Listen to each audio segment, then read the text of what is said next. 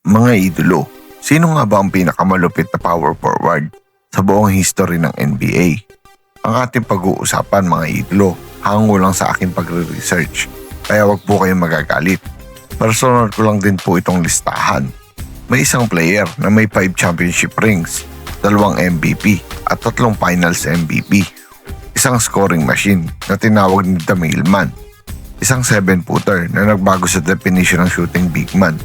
At isang player na literal na nagpakita na kahit hindi ka pinakamalaki sa court, pwede kang maging unstoppable. Pero sa 5 pangalan na yan, sino ang number 1? At baka magulat ka sa ranking natin. Hello guys, welcome! Yo, what's up mga idolo? Welcome back sa ating channel. Kapag sinabi natin power forward, madalas ang naiisip natin ay isang malaking player na nasa loob ng paint, malakas sa rebound, physical, mahusay sa post at kayang protektahan ng basket. Pero habang nagbabago ang NBA, nagbago rin ang role ng power forward. May mga naging elite defenders, may mga scoring machines, may stretch bigs na kayang tumira mula 3-point line at may mga superstar na halos lahat kayang gawin. Kaya para sa listahang ito, hindi lang natin pagbabasihan ang championships. Titignan natin ang individual achievements, longevity, dominance, impact sa team, at kung paano nila binago ang posisyon. So without further ado, ito ang top 5 power forward sa NBA history. Number 5 sa ating listahan, si Charles Barkley.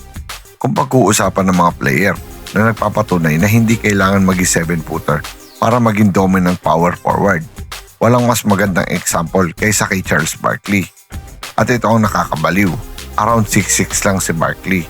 Pero nakikipagsabayan siya sa mga malalaking centers at power forwards ng kanyang panahon. Ang laro niya, power, speed, rebounding at aggression. Kahit undersize siya, kaya niyang kunin ang offensive rebound, mag-drive sa basket at tapusin ang play against much bigger defenders. At hindi lang siya scorer. Si Barkley ay 11-time All-Star, 11-time All-NBA selection, 1993 NBA MVP at naging rebounding champion din. Pero ang pinaka-iconic na chapter ng career niya ay noong 1992-93 season. Sa kanyang unang season kasama ang Phoenix Suns, nanalo siya ng MVP at dinala ang team hanggang NBA Finals. Unfortunately, hindi niya nakuha ang championship ring matapos matalo ang Suns sa Chicago Bulls. Pero ang legacy niya, napakalaki. Si Charles Barkley ang isa sa mga unang superstar na nagpakita kung gaano ka-dangerous ang isang undersized but incredibly athletic power forward. At hanggang ngayon, marami pa ring players ang gumagamit ng kanyang style bilang inspiration. Pang-apat, si Kevin Garnett mga idolo. Next one is one of the most intense players na nakita ng NBA. Kung may player na kayang magdala ng energy, defense, intensity at leadership sa isang buong team, si KG yun. At ang defensive mentality niya, terrifying mga idolo. Si Garnett ay 2004 NBA MVP, 15-time All-Star, 9-time All-NBA at 12-time All-Defensive Selection. At noong 2008, nakuha niya ang Defensive Player of the Year Award. Pero hindi lang individual awards ang importante. Noong 2008, naging defensive anchor siya ng Boston Celtics at kasama sina Paul Pierce at Ray Allen, nakuha nila ang NBA Championship. Para kay Garnett, basketball wasn't just about scoring. He could rebound, he could pass, he could shoot from mid-range, he could protect the rim. At higit sa lahat, kaya niyang ipagtanggol ang halos kahit anong posisyon. Kaya ang impact ni KG sa power forward position ay napakalaki. Pinakita niya na ang isang superstar big man ay hindi kailangan maging offensive machine para maging franchise player. Pwede kang maging defensive monster at ikaw mismo ang maging identity ng isang championship team. Pangatlo sa ating listahan, si The Mailman, Karl Malone. At kung scoring at consistency lang ang pag-uusapan, mahirap siyang talunin. Bakit? Dahil sa loob ng halos 2 dekada, consistent siyang nagde-deliver. 25 points per game ang career scoring average niya, kasama ang mahigit 10 rebounds per game. At meron siyang 2 MVP awards, 14 All-Star selections at 14 All-NBA selection. Si Malone ay isang ring dominant mid-range scorer. Pero ang isa sa pinaka-importanting bahagi ng laro niya ay ang partnership niya kay John Stockton. Stockton to Malone became one of the most famous pick and roll combination sa NBA history. Simple lang ang concept, pero halos imposible i-stop. At ang resulta, maraming regular season wins, maraming playoff appearances at 2 NBA Finals appearances. Pero may isang malaking bagay na kulang sa resume ni Malone, NBA Championship. 2 beses siyang nakarating sa Finals noong 1997 at 1998, pero parehong natalo sa Chicago Bulls ni Michael Jordan. Kaya kahit walang championship ring, hindi maikakaila ang individual dominance niya. Si Karl Malone ay isa sa greatest scoring power forwards ever. Pangalawa sa ating listahan mga idolo, si Dirk Nowitzki. Ito ang player na literal na nagbago sa perception ng isang power forward.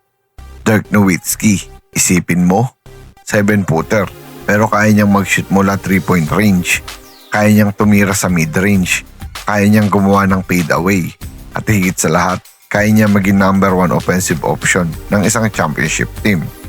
Si Dirk ay 14-time All-Star, 12-time All-NBA, 2007 NBA MVP at 2011 NBA Champion. Pero ang pinaka-espesyal, ang 2011 NBA Finals. At tandaan ninyo kung sino ang tinalo nila: Miami Heat, LeBron James, Dwayne Wade, Chris Bosh, at maraming tao ang nag-expect na matatapos agad ang series. Pero iba ang nangyari. Dirk led Dallas to the championship and won Finals MVP. At ang kanyang one-legged fadeaway, isa sa pinaka-iconic shot sa NBA history. Pero higit pa sa awards, ang contribution ni Dirk. Siya ang isa sa mga pangunahing dahilan kung bakit naging normal ang idea na ang isang 7-footer ay dapat marunong mag-shoot. Bago si Dirk, ang malaking player ay expected na nasa paint.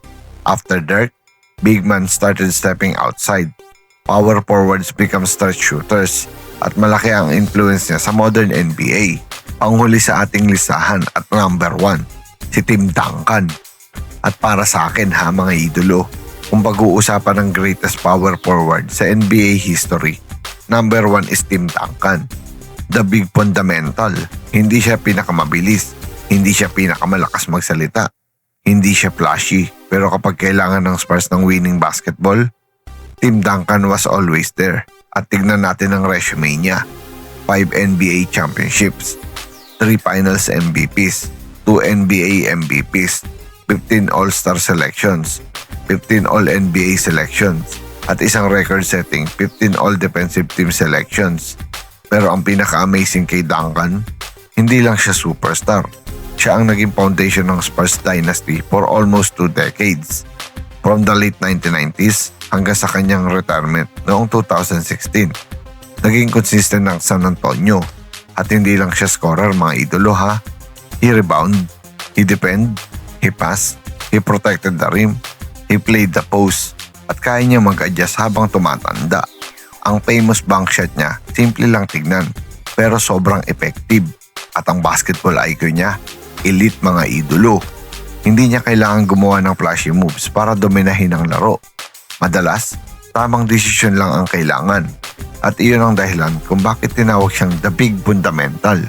Si Tim Duncan, ang perfect example ng isang superstar na inuuna ang winning kaysa individual glory. At ang kanyang 5 championships ay proof kung gaano kalaki ang impact niya sa San Antonio Spurs. Pero may honorable mentions tayo mga idolo. Siyempre, napakahirap gumawa ng top 5. Kaya kailangan natin banggitin ang ilang legends na pwede rin mapasama. Tulad ni Giannis Antetokounmpo, 2-time MVP, Defensive Player of the Year, NBA Champion at Finals MVP.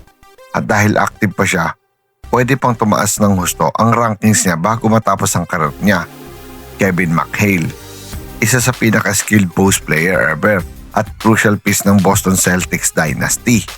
Bob Pettit, one of the earliest dominant power forwards sa NBA at isang multiple-time MVP at champion. At syempre, Anthony Davis, isa sa pinaka-talented two-way big man ng modern era. So kung may player kang feeling mo dapat nasa top 5, siguradong may magandang debate tayo yan. Kung susumahin natin, number 5, Charles Barkley, ang undersized monster na nagpapatunay na hindi height ang basehan ng dominance. Number 4, Kevin Garnett, the ultimate defensive-minded superstar. Number 3, Karl Malone, isa sa pinaka-consistent at prolific scoring power forward ever. Number 2, Dirk Nowitzki, the 7-footer who helped redefine the modern stretch 4.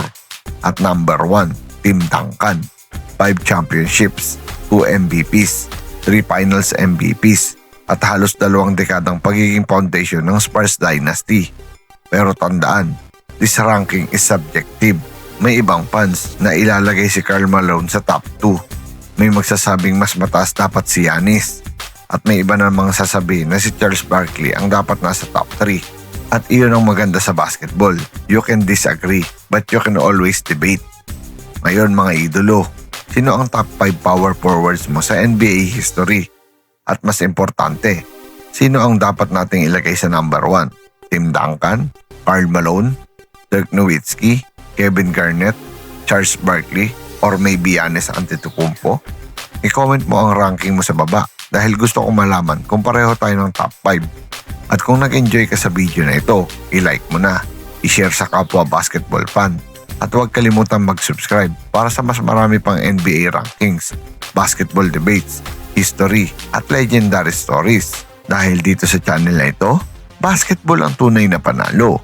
Once again, this is your Spotlight and Sports. Maraming salamat mga ka-sports.